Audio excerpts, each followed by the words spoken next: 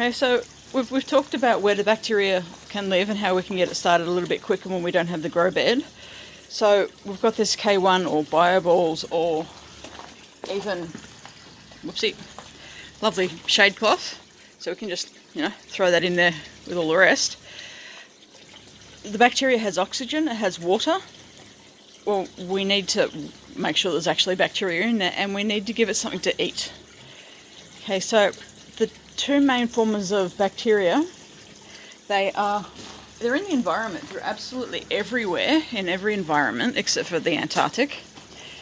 So that's awesome. We can leave it up to nature to do its thing. So it's a type of nitrospira, and that converts the fish waste of ammonia into nitrite. And then there's another form of nitrospira, which will then convert the nitrite into nitrate. Now there's several different types of, they've got the family and we've got the whole genus. Two types of bacteria in nature will populate your system. We can keep it as simple as that. We can go and get a bit more technical on a diagram I'll have in the slideshow. Now, what you can do, though, is if you're a little impatient, you can either add bacteria from another system, so some of your bacteria mediums, so expanded clay from another system, or some bioballs like that, like I'm doing, or you can actually add bacteria. So this is a aquaculture grade, and I can't get it in focus, an aquaculture grade bacteria. Same type of bacteria that we'd use in aquaponics and in aquariums and everywhere else, just more concentrated and honestly less expensive. So for 100 ml it's less expensive to buy that than it is to buy the quick stuff that most people do.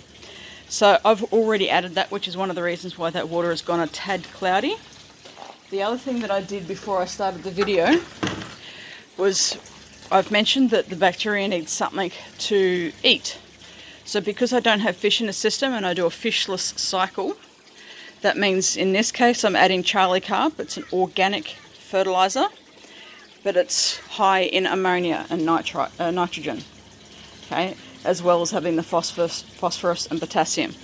It's made up of mulched up carp, basically. And what that will do, that will provide the food and simulate the fish waste for the ammonia to be converted into nitrite and then nitrate. So that way we can add that liquid fertilizer and not need to put fish in. We really don't want to put fish into a new system until that bacteria is converting the fish waste. Otherwise that's what happens with the fish waste. The fish waste will increase, the bacteria won't be able to cope because they haven't grown yet, and the fish will die. That's one of the most common things people do.